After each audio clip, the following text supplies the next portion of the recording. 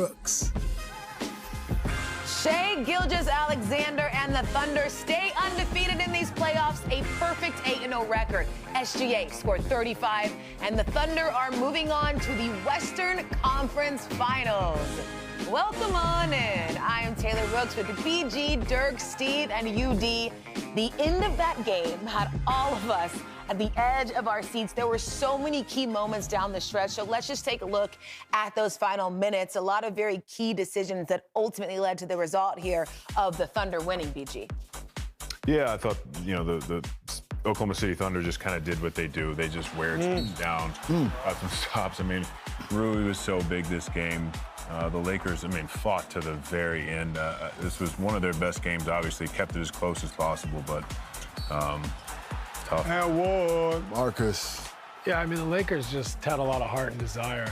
They probably ran out of just enough ability to make plays. OKC made all the key plays when they had to, but, man, you got to tip your hat to the Lakers and JJ and his staff, who did a phenomenal job all series. Yeah, you usually lose sleep after getting swept, and I'm sure the Lakers are going to be a little frustrated about this, but I think they did everything they could. They executed the game plan. They had a game plan. They stayed in the game. They gave themselves a chance at the end. Had a great look. It just didn't fall. So if you're the Lakers, I think you did everything you could to put yourself in a position to win this game tonight. I think we talked pregame. If you go down, you got to go down swinging, and I think that's what they did. They left it all out there at home in front of their fans. It was a heck of a game, back and forth. Great plays made on both ends. I think it comes down again. The Lakers had 19 turnovers, the crucial ones, 11 in the second half, just for 22 opponent points. It's just, you average 19 turnovers for the whole series against the #1 seed. It's just not good enough. But man, they left it all out there. Fun average of play by a lot of guys, and. Yeah, Reeves stepped up. I thought Rui played a fantastic game. LeBron gave it his shot there in the fourth and made a couple plays. Jackson Hayes out of nowhere. So credit to the Lakers. They left it all out there. Yeah, and part of those turnovers, Oklahoma City is just an unbelievable defensive team. But the problem is when you do have, call it 6 or 7 careless turnovers, Oklahoma City can force you into 12 or however many, however you want to slice it up. So that's why, the turnovers are so critical. It's not like you're asking somebody to go have 6 turnovers a game, but it's the ones that you just completely messed up. The ones you were just being careless that really kill you, because this team, Oklahoma City, turns those into points a lot of times. Now, of course, we just saw the fourth quarter there with the Thunder trailed in the fourth tonight for the first time this playoffs, but they ended up outscoring the Lakers 35-26 in the fourth. And it's really that crunch time that is the differentiator between a winning team and one that just might let it slip away. How do the Thunder lock in there at the end of the game, UD? They've been there before on both sides of the basketball. Once you get in the paint, they're going to rotate. They're not going to give you anything easy. Marcus Smart got downhill against Chet downhill and scored that last layup. And I was a little confused because I thought the big was going to rotate, and he didn't. Usually they don't give that up. But offensively, how unselfish SGA was. He knew they were going to trap him on that last pass. That was just setting those guys up. He hit him in the pocket. Obviously, you got to pass to Chet, or you got to pass to the corner with the corner shooter. You hit Chet. He did a great job of not traveling, keeping his pivot foot down, going up strong, finishing. If I'm the Lakers and you got 2 guys and you got a guy pinned under the basket, you cannot let him get back and get that shot up. You keep him under that basket, you hold him under that basket, and you hold your ground. And that's force meaning force. Chet should not have been able to get that shot up. But once again, credit to the Lakers, man. They did everything. On the OKC side, we were wondering the whole time who's going to be the third guy stepping up. It was obviously Mitchell and Shai all night, but they had nobody else in double figures. And here comes McCain in the fourth quarter, made some big threes, and, being all fired up. And then Chet had some big baskets down the stretch, and in some scramble, had 2 dunks. He's just using his length, that big-to-big pass UD was talking about with Hartenstein. That's what they, obviously work on so many times.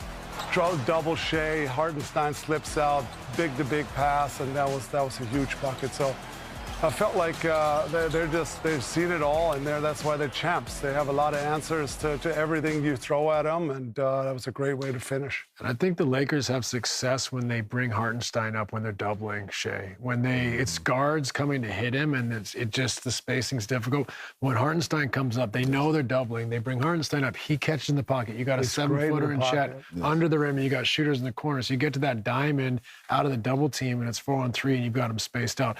The Lakers had a lot of success when they would just come hit from the guard and they could rotate around and keep it out of the paint. So I thought it was smart for them to have the double bigs in there, bring Hartenstein up when they're doubling him, and allow him to play make out of the nail area.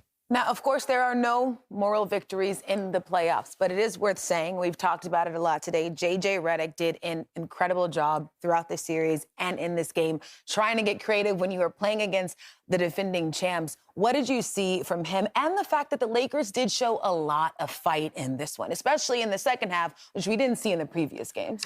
Yeah, I think putting them in positions to be successful. I think defensively it's really tough to guard them, but he threw a lot of junk defenses at him, kept them in the game for the most part in the first half of the first 3 games. Then obviously this game was able to sort of sustain that and also hold down that terrible second quarter shooting. Yeah, it is time now for by Patron. We are so happy to welcome in Ajay Mitchell. Congratulations on this win.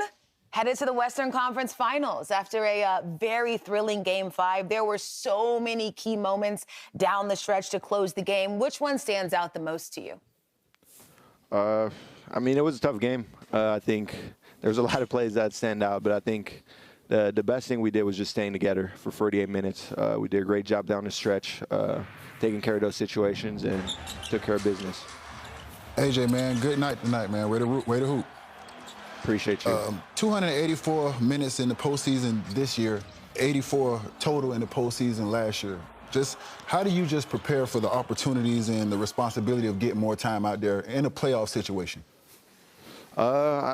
Just being myself. My teammates and the coaching staff are always giving me so much confidence that when I go out there, I can just go hoop. And I feel like I'm learning with every single experience, and that's really helped me so far.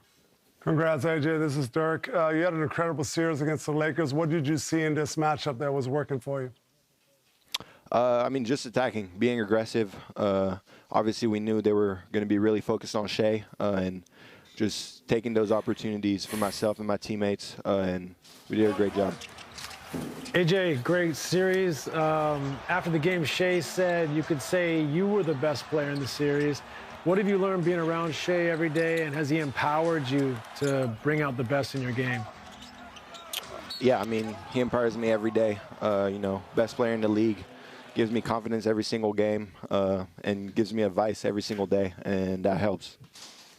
AJ, great game, man. It's Blake. We talked to Jared McCain after Game 2, and obviously you guys had a bunch of guys step up, yourself included. But one thing that stands out to me, man, is the joy that you guys play with and how much it looks like you guys just enjoy playing basketball with each other and are rooting for each other's success. Just talk about that mentality in the locker room, how far that goes. Yeah, like you said, I mean, I feel like every single guy is rooting for each other, and that's special. And that really helps our team. And we're just having fun. We love to play basketball, and we love to be around each other. So that helps. Looking forward to the Western Conference Finals. Well, what do you think of this other series still going on, and what are you liking? I mean, 2 great teams, physical teams. We just got to get rest first of all, and then be ready for our next matchup.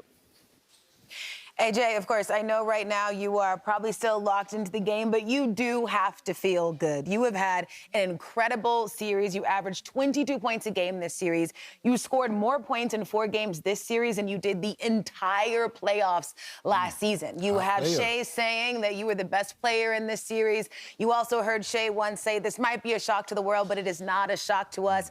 I just have to know what you have really taught yourself and shown yourself about your game this season and how good it must feel to have these performances at this time.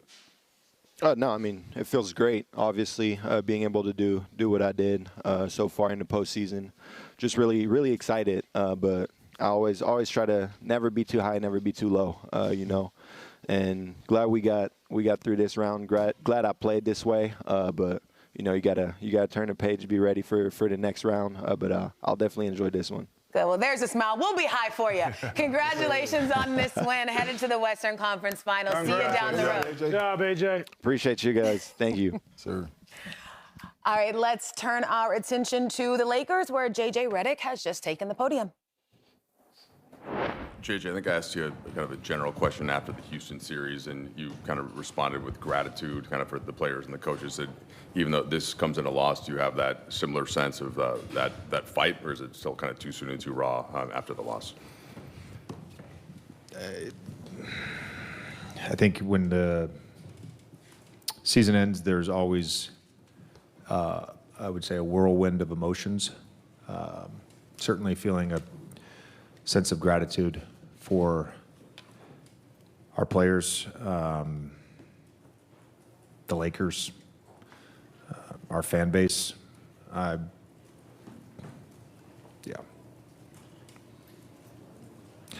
Really like that, you've seen these 3-0 games before, and I thought there were 2 different times during the game where our team could have gave in, could have let go of the rope.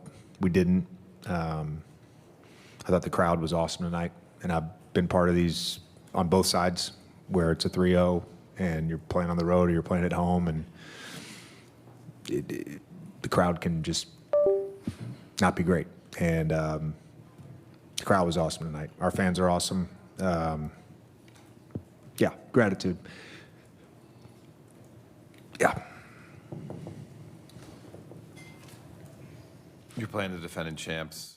I mean, obviously hard to really gather your emotions after a playoff loss there, but your reaction to JJ's words on the podium? Yeah, he's exactly right. I mean, we heard JJ talk about it before the game. This is a unbelievable Oklahoma City Thunder team. I mean, they have made teams look like this all year long. And if you are JJ, I mean, you are extremely proud of these guys. I mean, to take Oklahoma City to basically the wire is definitely something to be proud of. I mean, at the end of the day, a loss is a loss. But back to the drawing board. I think the Lakers have some things to figure out. Their roster is not where it needs to be to be a team that contends. So I thought JJ got every ounce out of this squad. I thought some of the guys on this team played their hearts out. But, it happens, and they got a long offseason, see if they can make some roster improvements and get back to where Laker fans, want them to be. We will, of course, dive into what we think might happen with LeBron when we consider what the Lakers should do in this offseason. But when you watch J.J. Redick there on the podium, just from a coaching standpoint, what is going on in your mind in this moment after a loss like that, and how are you balancing, maybe looking ahead? Are you really just internalizing what just occurred? What are you thinking, Steve? Well, I think he said it spot on with the whirlwind of emotions, because you have to think there's like the big picture, and then there's the immediacy of losing in the playoffs. So you start a season trying to put a group together, trying to find a way of playing, an identity, a style. You go through a season, you evolve, you find that way of playing. We noticed, before Luka and Austin got hurt, they were playing great basketball. So they've come a long way because they had some tough patches during the season and some injuries. So then you get to this position and you're missing Luka. You obviously missed Austin for part of the playoffs. So in the immediacy, you probably have mixed emotions. You're devastated to lose. It hurts to get swept. At the same time, they played really good basketball considering who was available for them and the roster they have. But then he's got to also look forward. But right now, it's probably not the time to look forward. Right now is the time just to kind of digest, to talk to all of your players the next day or so, try to make sure you have an understanding of what was accomplished, what wasn't, where we need to go forward with each player. And then it becomes an organizational situation where, they're franchise players sitting on the sideline. How do you build a team around Luka Doncic? What's the situation with LeBron? What's happening with Austin's extension or free agency? So there's a lot of decisions, like Blake said. And I think right now, he's probably in the immediacy, got to worry about what just happened this last 7 months. What can we take away from it? What can we give our players so they can go away this summer and get better? And then you get to work with the organization about move our roster and our situation and put a team around Luka Doncic that can compete in the West. I mean, going off that, what would you take from this series, from this playoffs? You know what? I really would have liked to seen the Lakers fully healthy. It's very easy And I agree they do need to make some changes, but I just really would have liked to get a better assessment of how they would have competed as a healthy roster in this series right now. So it's really hard to give that, but I do agree there is some changes that need to be made in that locker room and in that situation when you talk about being a championship team. But we can't forget the run that they had when they were healthy. So for me, definitely JJ needs to evaluate some things, but I think he also needs to keep it in perspective. They were pretty successful when he was healthy, but there are some small changes that need to be made, and also the King. What happens with the King? That is a conversation that they need to have. I think he is still very impactful. He can still help a team win, but at what price? And that's the conversation that needs to be had, not only with the Lakers, but any other team. I mean, there is no shoulda, coulda, woulda, ifs, ands, or buts in the playoffs. So we are all talking about Luka not playing in this series and for some of the postseason. How does he just change the fabric of what this could have looked like? Yeah, it would have been sweet to see how his competitiveness and as his level would have risen in the playoffs. He had an incredible month of March there when he had like 600 points. The team was rolling, and they were just hitting their stride. So it was just very unfortunate timing of the whole thing. So, yeah, I wish we would have seen how this team would have looked, but now they have some decisions to make. I think they need some bigs. They need some shooting. They need to get younger. They need to get a little more athletic. On the wing, on the perimeter, defensive-wise. So, yeah, I'm sure it's always like this. You lose in the playoffs, the organization takes a few weeks and look at itself, and the GM finds a way to get better. And I think they want to build a team around Luka and find a good mix for him with defenders and shooters and lob threats and just the kind of team and teammates he needs around him to be successful. So that'll be an interesting offseason there in Lakerland. Yeah. I mean, Luka obviously a great player, and it would have been fun to see, but this series was still going to go to Oklahoma City. For sure. We're saying for a fair, making sure we're all on the same page. Evaluation. We all agree. Yeah, it was hard to get a fair evaluation. Ain't no way in hell they was going to win that. No way. All right, we're all in agreement, for sure. All right, lots to discuss, and still to come on NBA Nightcap. We are going... The Cavs win, and they tie the series at 2 games apiece. Here's Kenny Atkinson on the Cavs' second-half turnaround. Kenny, you guys came out 24-0 run to start that second half. What changed for you guys, and what was working for you guys? It was a halftime speech, of course. Did you go back in the locker room and read Twitter or something like that about your first half? What got into you in the second half?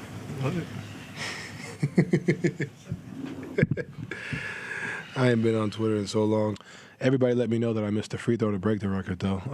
I will say that, but then we're 2-2 headed to Detroit. That was what we came home to do, and that's all that matters. All right, so we are, of course, going to talk about the fact that the Cavs won, but judging by you all's faces as we are again talking about the free throws, let's begin there. Donovan Mitchell took 15 free throws. The Pistons took 12.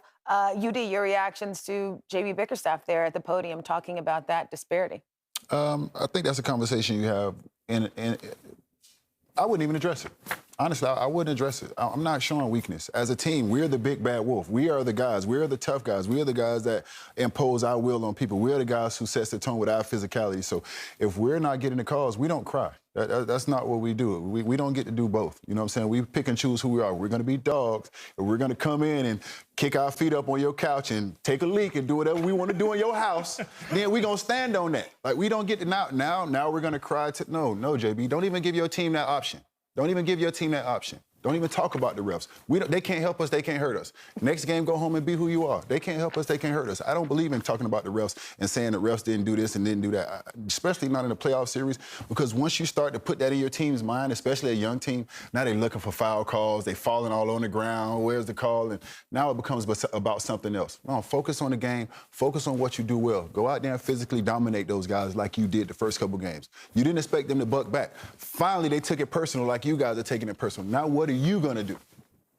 And there you have it. I'm hyped up. I want to go play Game 5. I mean, one thing about the foul discrepancy, I saw a lot of Donovan Mitchell, the Detroit Pistons not being able to keep Donovan Mitchell in front of them. there was a lot of dribble penetration. And when that happens, you get into the lane and you put yourself in a bad position. So, no, I'm not saying every single foul was the correct call, but that's never going to be the case. So I do agree with UD. I think sometimes coaches have to do a thing where, all right, you know what, I'm gonna put this out there. Sometimes you have to. We saw JJ do it. You're trying to get the whistle to change. You're trying to get every advantage you possibly can. But a bigger concern for me is Duren. Yeah. I mean, this is your second best player the whole season. I mean, he was a guy who, if he's only scoring 10 to 12, he should at least get you 10 to 12 rebounds. Yes. So to play 26 minutes and have 2 rebounds is concerning. I mean, going back to the Orlando series, this series, there hasn't been the same level of Jalen Duren that I think they're going to need if they get to the third round, they get to the conference finals, and they want to beat the New York Knicks. So that is something that you have to figure out, how to get him going a little bit more. And after tonight's game, he did say, I've just got to be better. I have no excuses. So I think he's aware. But, yeah, just 2 rebounds tonight. That's not acceptable, Dirk. Yeah, that's not it. I mean, he's a 20-10 guy. Obviously, it's just the regular season was an all-star. So, for some reason, he hasn't performed well all throughout the playoffs. It started with, Orlando kind of taking his roles away. And I don't know if he lost a little bit of his confidence, a little bit of his swag along the way here. But, they definitely need more if they want to win the series. And Cleveland side, I think on Donovan, this is kind of what we've been waiting for. Already in the Toronto series, like, oh, he's going to explode in this game. He's going to go home in Game 5, explode. And it really hasn't come. And today, holy smokes, he was on fire. 21 and 18 there in the third and fourth quarter. Just amazing going down the hill. Relax, I'm talking. Just incredible performance there. Carried the Cavs there to the win, so that was kind of what we've been waiting for. Him being aggressive downhill, being looking athletic going downhill, attacking, and then finding his shot as well. Yeah, I mean, Steve, to Dirk's point, against the Raptors defense, Donovan had 23 points per game on 44% from the field versus Detroit's defense, 33 points a game on almost 50% shooting from the field. It honestly feels like Donovan has hit his own sort of different gear in this series that we didn't see. They needed it. This was a huge win for them. And this series is almost over if they don't win tonight. He was obviously outstanding. Him and James seemed to have found a little balance. To Blake's point, he was getting downhill. When he gets downhill, it's not just free throws for him. It puts them in rotations. When they get in rotations, other guys can drive or get on the glass. So, kind of broke Detroit's defense. A little surprising that they allowed him in the paint. They're a terrific defensive team that likes to pack the paint, keep people out of their rim. So, but Donovan found it tonight and has had a great series. So can they find that balance between him and James? Keep the ball moving, keep attacking rather than getting stationary, your turn, my turn. So I think they're just going to have a hard time scoring enough against Detroit if they play that way. So it looks like they found something these last 2 games. Let's see if they can go on the road and do it in Detroit. Yeah, I also feel like we aren't seeing the best versions of those teams at the same time. No. We're getting the best versions of the Pistons or the best version of the Cavs. I think the best version of Detroit needs a little Paul Reed. I think the best version of Detroit needs a little Paul Reed right now. Different series are for different guys. I think this is a good series for Paul Reed to get more minutes. I understand Beef Stew has been solid. He is a rim protector. He is your enforcer. But Paul Reed in this series for Detroit has been more impactful in his minutes. So I'm looking for more Paul Reed. He was great in the minutes that he played, even in the Orlando series, but it was very, very small minutes. It was very small sample size. I think you need more Paul Reed in this series with his effort, his energy, the way he just brings it. You know what I'm saying? I think it's just a little different series, and I think you need some of that. Yeah, I mean, this is a great lesson for Detroit. I mean, this is why you go out and you play so hard and establish yourself in the regular season, because now it's 2-2 and you're going back home for 2 of the last 3. So that gives you the upper hand right now. You played better at home. This is a young team. They're still figuring it out. So it's great that they got the first 2. Obviously bad that they dropped 2 in a row, but you got 2 games at home. By the way, Reed had 15 points in 14 minutes tonight, just 4 minutes in the fourth, UD. Yeah, well, that's up to the coaching staff of how it goes. But I've seen him be impactful in the Orlando series. I've seen him be impactful in small sample size in Detroit, and I've seen him do it again. So there's got to be something behind that. And if I'm a coach, I make that move, because if we get through this, we're coming back to you, Beef Stew. We're coming back to you. Just stay ready. But in this particular series, this just might not be the series for you. I actually thought their bench was fantastic tonight. It was the starters that didn't hold their end of the bargain tonight. Being minus 27, minus 23, just didn't play well enough. Didn't start. The third quarter obviously was where everything started there. That huge run, couldn't score, couldn't really keep them out of the lane. So, but the bench came in and picked it up and actually made it or cut into the lead a little bit. So. It's on the starters going home now for a big Game 5 to set the tone in front of home court, starting with Cade being aggressive and getting everybody involved in scoring. So that's going to be a fun one in Detroit. Yep, Cavs 5-0 at home in the playoffs, 0-5 on the road. So we'll see how things shake out with Game 5 in Detroit on Wednesday night. But the playoffs are about performing under pressure, and nobody does that better than James Bond. May 27th, fans can get the new 007 First Light video game and play the origin story of James Bond as he becomes 007. Enjoy this preview and pre-order now on Amazon. Bond is immature and reckless. He's a bad influence on the other recruits who inexplicably fall victim to his charm. Look, I know where this is going. Do you mind telling me why I'm here? I would like you to join His Majesty's Secret Service. Need I state the obvious? He is not ready.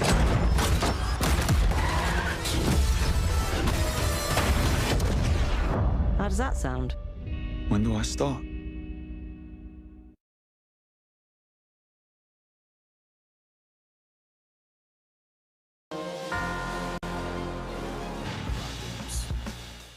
For your entire NBA career. What's that been like for you, and what would it mean to you if that was able to continue? Man, it would mean the world to me. I don't know anything different. My rookie year, I had no idea what the hell was going on, and he basically took me under his wing and given me every opportunity that I could ever ask for, trusted me. But, further than the court, building real friendship. He obviously is into golf now, so we're a lot closer. So, but yeah, it's been super fun. I hope to, continue to do that. He's taught me a lot. I owe him a lot for my career. Like I said, he's given me confidence every single day. I mean, after I missed the three to tie the game, he's walking by and he was like, "Hell of a shot, keep your head up." So, just speaks to the character that he has. And whatever he does on the court, y'all seen it. I don't have to talk about it. What's your vision for the future of this organization in terms of players, and what was it like to play with Austin and LeBron this season? Honestly, I think this season, obviously didn't end how we wanted. But I feel like the last push we made, in the end of regular season,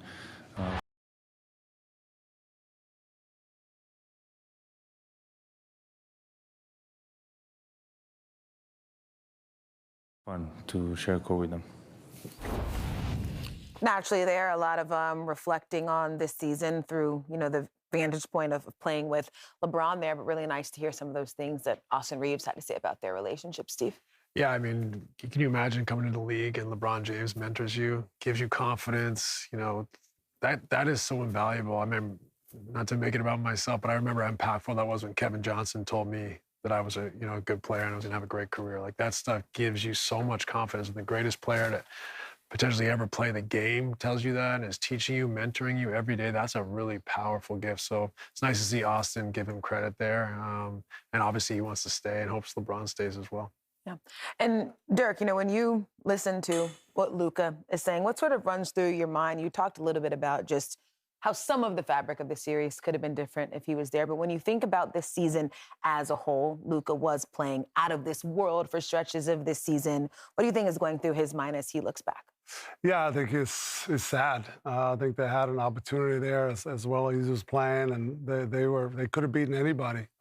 Maybe not OKC, but in the moment there in March when they were at the height of their season, I think they felt like they can compete with anybody on the road and at home. So very unfortunate that Austin and Luka obviously go down in the same game in OKC. So that was just super frustrating. I'm sure he's frustrated how the whole thing went down, but there's nothing you can do now. It's look forward, great shape again get better for next season and see what team they bring. I know everyone has been waiting to hear from LeBron James, and he is sitting down at the podium. So let's listen in to what he has to say after this loss to the Thunder in the Western Conference semis.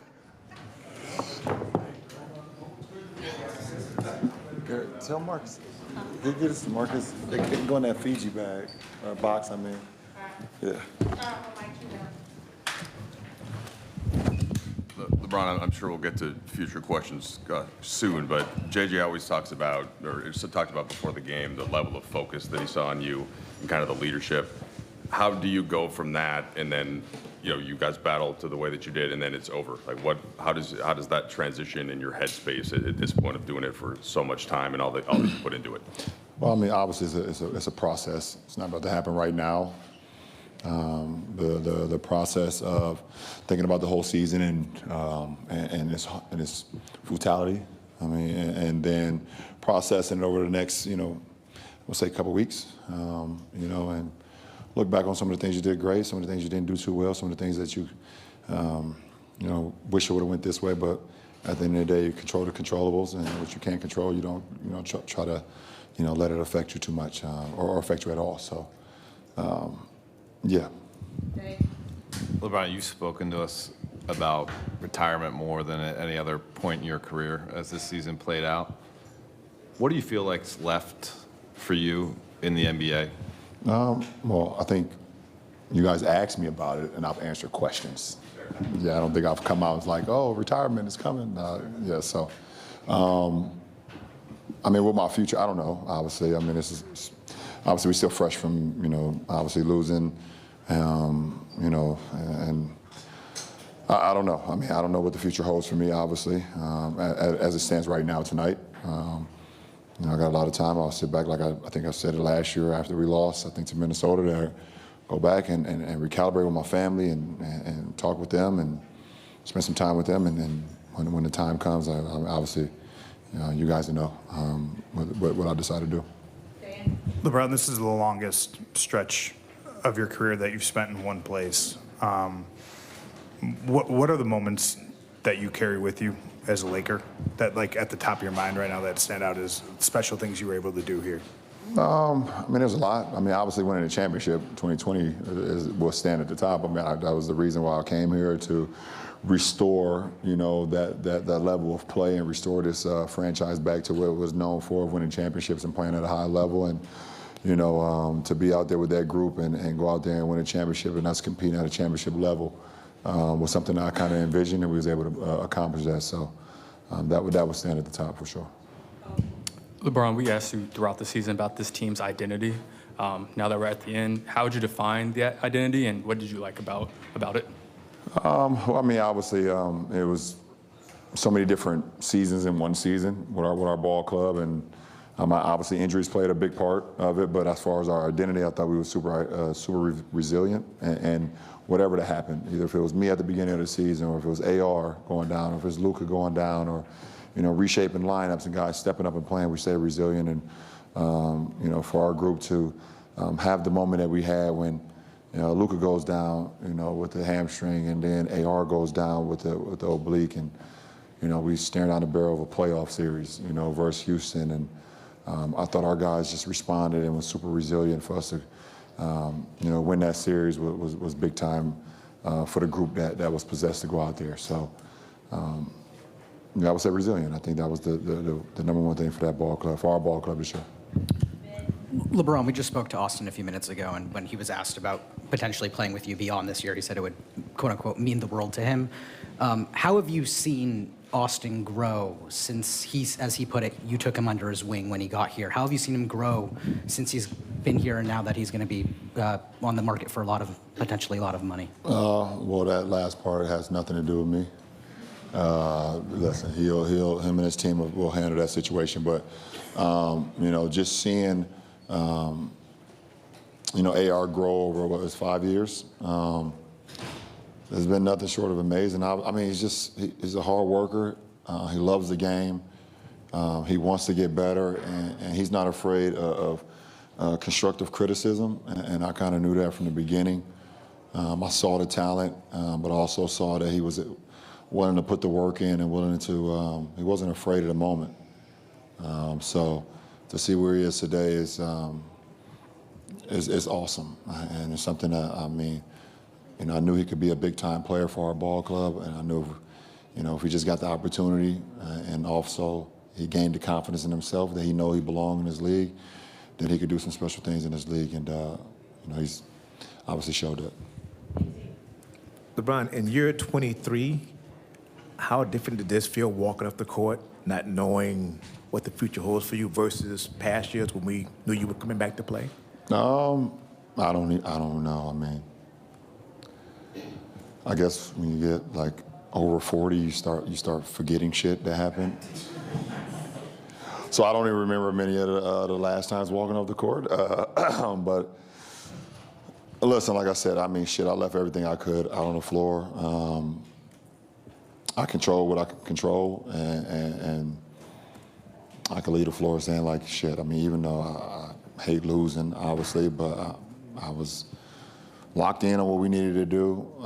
Made sure that I tried to make sure our guys were locked in on what we needed to do throughout the postseason, throughout 10 games. And obviously we fell a little short, obviously, but I mean, I'm not looking at, you know, my year as a disappointment. That's for damn sure. Especially, I was put into some positions that I've never played in my career before, actually in my life. I've never been a third option in my life. So to be able to, you know, thrive in that role for that period of time and then have to step back into the role that I've been accustomed with over my career, over my life of playing a sport, and be able to thrive under that, and then just my teammates allowing me to like lead them under extreme circumstances, that was pretty cool for me at this stage of my career. All right. Few things sort of stick out there from that press conference. Let's begin with the last thing we heard him say, where he talked about just the different roles that he had throughout this season. He said, you know, he had to step into a role that he hadn't done for any of his career, which is being like probably the greatest ever third option. Said he thrived in that role, then he stepped back into the role that he's accustomed to, which is what we saw him do in this playoffs. How did you sort of see just the up and down of what LeBron had to do this season, Steve?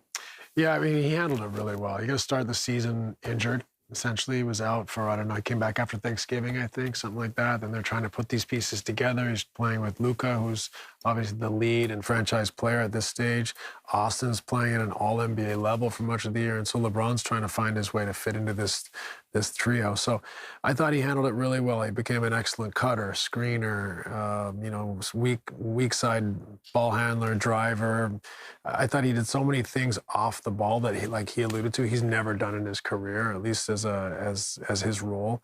It just shows the intelligence and the ability athletically still at 41 in year 23 to do it. So then, of course, he goes into the Houston series and he's the main guy again. And so, you know, it's just incredible that at his age, he was the best player in that series, led his team through to the second round. And, you know, he's done a lot of things in his career, and that's another one for him to hang his hat on. Yeah, he also told us he was kicking Father Time's ass, UD. Yeah, he is. And I think the thing about it is, as his role changed, I think his leadership never wavered. Regardless of what role he was in, he continued to lead those guys. He continued to be a voice in that locker room. He continued to encourage those guys, breathe life in those guys, work hand in hand with JJ to see how he can impact the game the most and also bring the best out of those guys. So, you know, I think that it's a lot when you get to that age and you've been the guy for so long, and it's not hard. It's not easy to not get into yourself. We have to change your role, and so many guys get into themselves. I think he stayed the leader. He continued to lead those guys. And one thing we always say is how to be a champion before you become a champion. I think that's what he's teaching AR and Luke and those guys in that locker room. He also touched on his future just a little bit. He said that you all have asked me questions. I've answered. Said he hasn't gone out there and said retirement is coming. And he explicitly said that he does not know what the future holds. Now, obviously, none of us up here know what LeBron James is thinking. But when you look at the landscape of the NBA, you consider LeBron, his talents, where he's at in his career. What do you see? I don't know, to be honest. I mean, I truly think he may have an idea But I don't think he's made that decision. I mean, it's sort of impossible to make that decision while you're in the season, while you don't know what's going on. I mean, like you said, he did an excellent job of not only handling different roles this season, but then, you know, in the playoffs against Houston, I mean, he became sort of the player that he always was at this age. But I think how he handled this season sort of speaks to just his overall IQ as a basketball player, being able to understand that, you know, the scope of the team has changed a little bit. I have a player like Luka. I have a player like AR playing the way he is. I mean, at one point, I think he was leading the NBA in fast break points. He really made it a point to. There's a fly in the studio, and Dirk is hitting everybody. It's hard to concentrate on LeBron. Sorry. You okay, Steve? You go. Did we get it? Did we get it? Smashing those Steve shirts. It improves the shirt. That's crazy. Anyways, LeBron basically swatted those questions away like Dirk swatted. Yeah, like Dirk swatted the You know, honestly, he's still one of the greatest all-around players, if not the greatest all-around player we've ever seen. He can adapt to any situation, wherever the case may be, wherever he will go. I think this is his decision. He's going to obviously talk to his family, his team, and then make a decision that's good for him and best for him and for his family. But like he showed and like you guys alluded to, he can go wherever he wants. He can fit in. He can be the fourth or fifth best option. He can be still the number one at times, obviously not for 82 games, but he's just incredible. And then, you know, the great thing about him is he's such a good scorer, but he doesn't really need the ball. He can score without the ball. He's the best still in transition, led the league this year or whatever in transition points at age 41. He can still get out and run the best of them.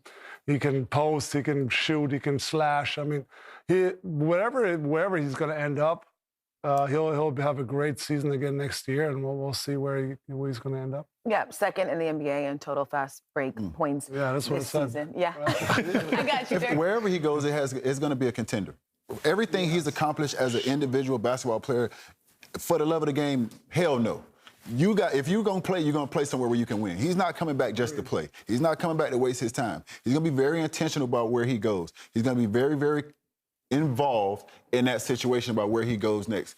Because at this stage of the game, you've done it all. You've won championships. You're the best player. So no reason to come back. And damn sure not take a pay cut if you're not putting yourself in a position to win. He's not doing that either. So for him, it's about where can I go and where do I have the best chance to push this team over the hill and help them win a championship. If not, go home and play with your kids, bro. He is playing with his kids. Eddie is home. Eddie is home.